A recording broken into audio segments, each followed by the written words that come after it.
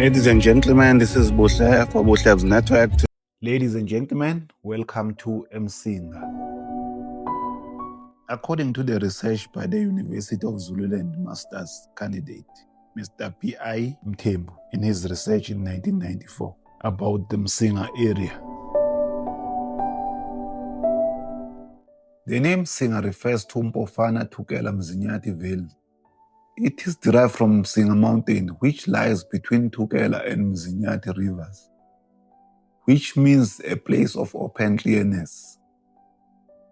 When the Commission of 1846 recommended the division of Natal into 8 magistrate districts, which the so-called native reserves, Msinga was made one of those reserves.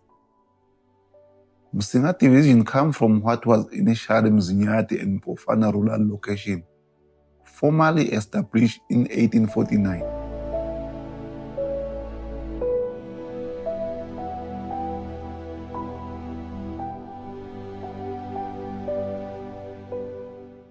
This part of Natal is arid, hilly, and rocky.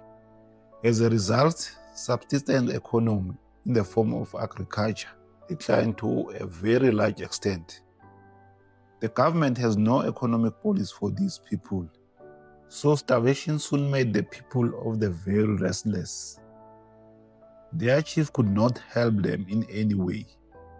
Eventually, it was a question of everyone struggling for survival. It was, for instance, not possible for Mabaso to live in peace with the Abathembu because their location was completely surrounded by the Abathembu. Inkosi Mganu Mvelase of Abathembu was not a warlike ruler, but his neighbor Inkosi Thulwane Ndabezitha of Mabaso had many grievances regarding the land. In the long run, the chiefs became enemies. Their people started trying to push each other out of the reserve.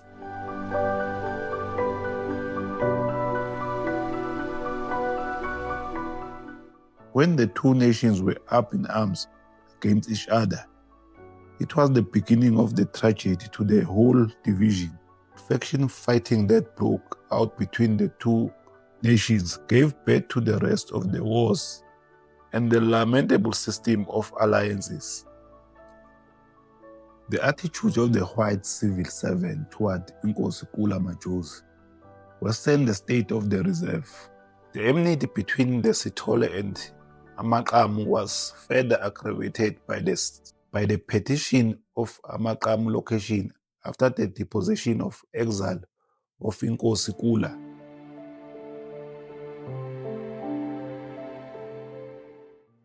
The government also proved to be inconsiderate of the feelings of Amaqamu by putting some of them under Inkosi Sibindi of Amabovu.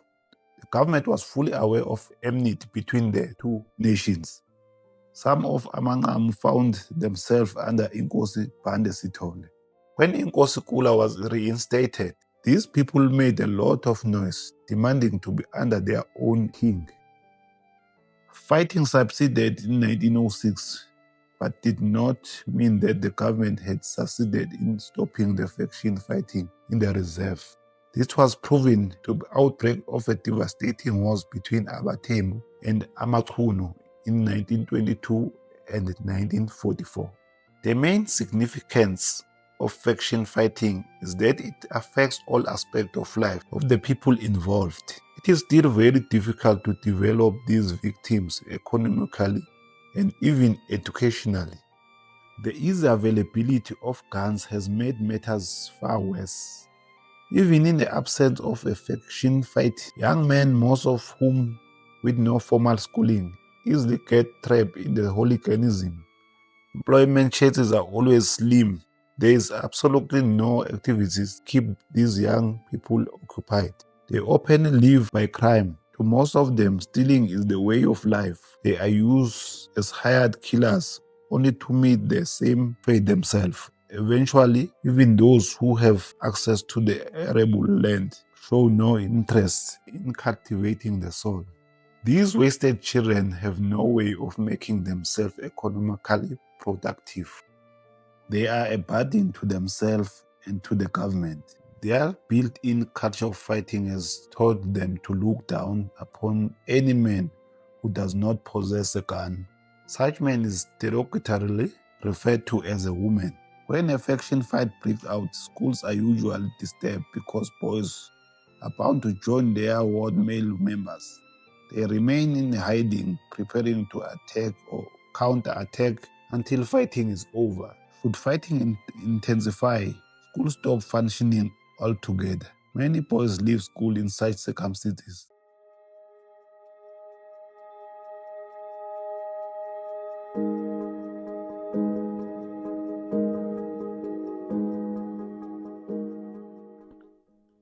Unless the solution is found to remedy the situation and restore dignity to these people, the future of Msinga will remain bleak.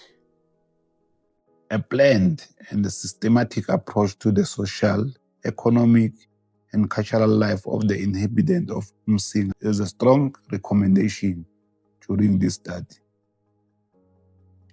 This will apparently bring about more meaningful contribution toward introducing a acceptable standard of living in Msinga. Various sections of concerned people have made effort toward improving the quality of life in this district. That should be applauded, but the unfortunate truth is that the inhabitants of Msinga still have their built-in culture of war.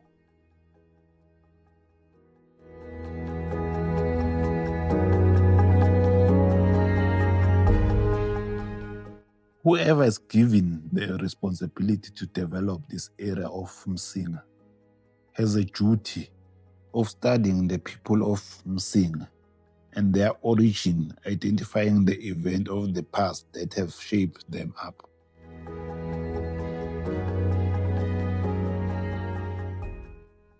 The study therefore indicated that faction fighting in Msinga is one of the heritages of a policy made by the government that had little, if any, respect for the certain. The colonial rule's highest priority was to settle its citizens in the most comfortable way. The Zulu people only happened to be a factor affecting the life of the white community. For that reason, they remained the subjects rather than citizens of the British Empire. Being people of no value, they were denied any substantial government investment for their prosperity.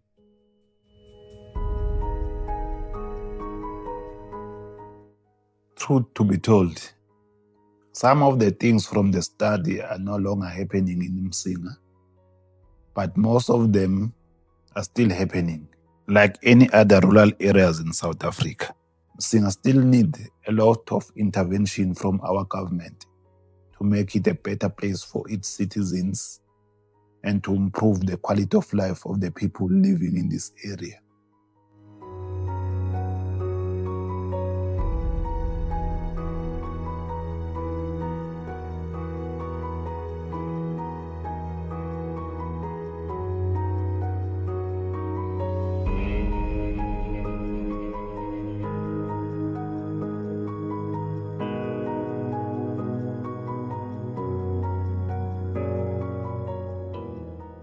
Let's leave Ngeni now and drive to Tugera Ferry so that we can see other part of Msinga.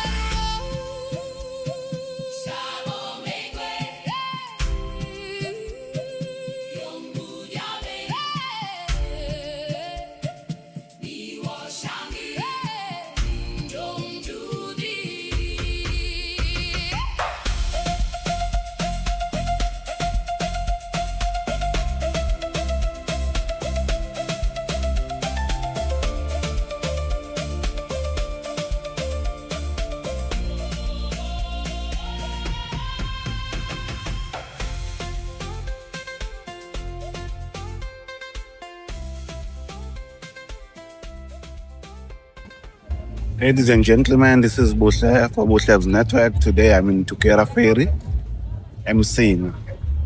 I'm coming to check this area. It still need a lot of development.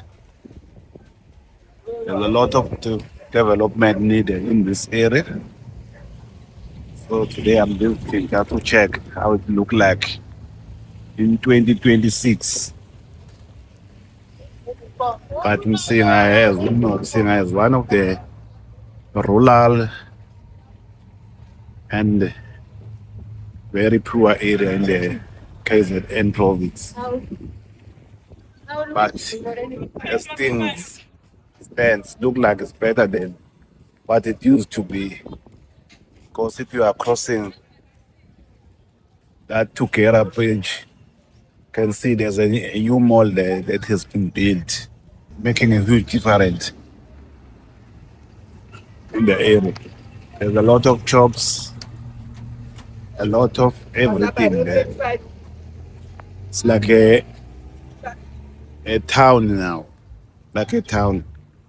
So it's no longer like it used to be before. It's really better now.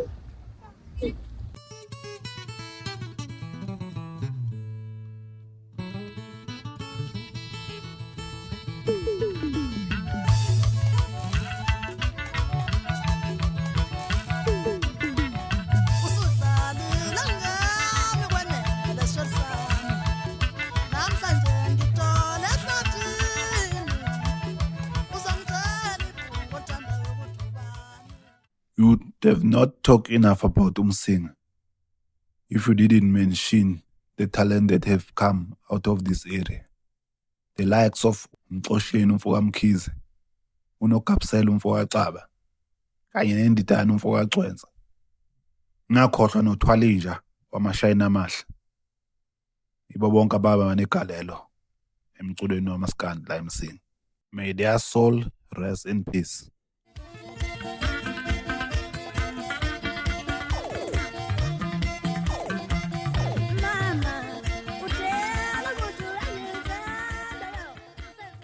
Tukera Ferry is located on the border between the Mthembu and Mabaso chiefdoms. The border at Tukera Ferry is actually the Tukera River, after which the area was named. Before the existing bridge was built over Tukera River at Tukera Ferry, a boat used to move people between the banks of the river, hence the name Tukera Ferry.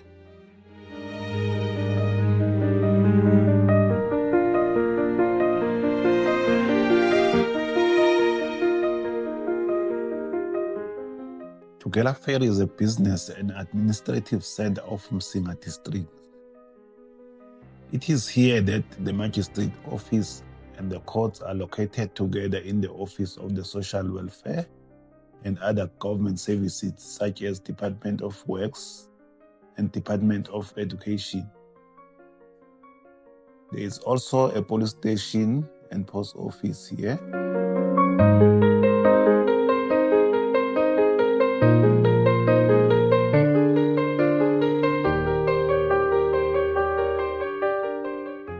In 1996, an upgrade and widening of the road so that the market could be better organized was applauded by the people who depend on Tukera Ferry for their economic survival. The street vendors, the taxi owners, and business people in general.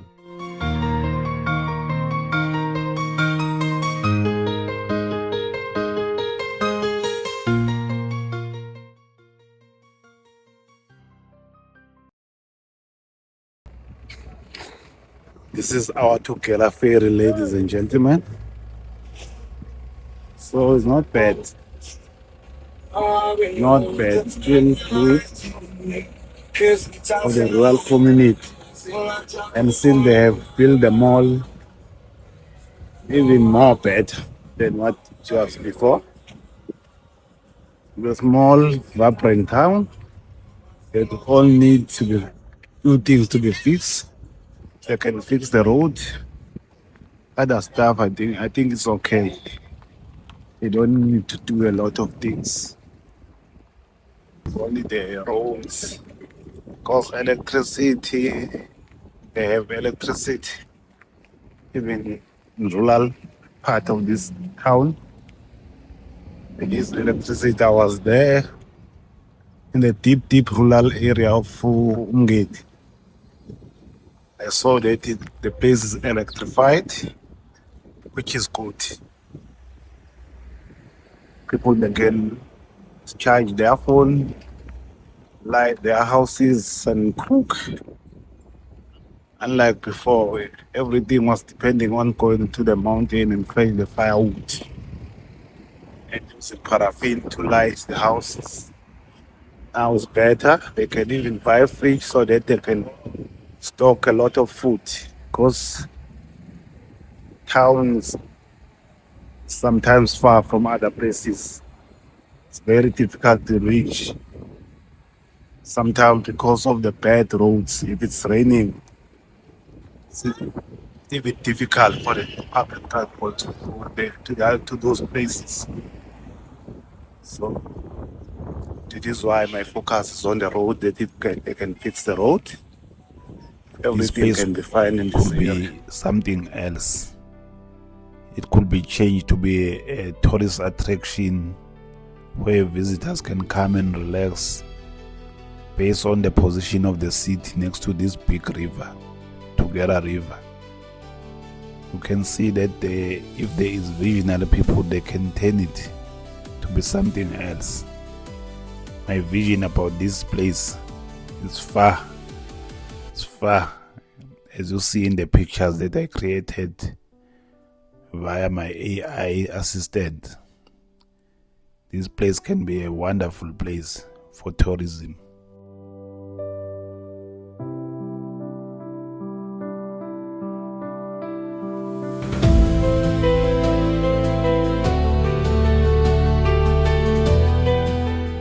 Technologies like Starlink can be very useful in rural part of Msinga because of the hilly nature of the place, in order for everyone to be connected to the internet, because nowadays children who are not connected in the internet, they will not perform in the same level like their counterpart who are in the cities. I think government, if there is any alternative way to get the satellite-based internet, they can try another means to get internet to the places like this, because internet is needed, especially in schools in rural areas. Children must be able to access the internet to be able to do their research like their counterpart in the cities, so that the playground will be equal when it comes to education. Thank you very much for watching this episode. Please don't forget to subscribe to the channel, share, and like. Now I'm heading back to where I belong. Thank you, Msinga. Thank you.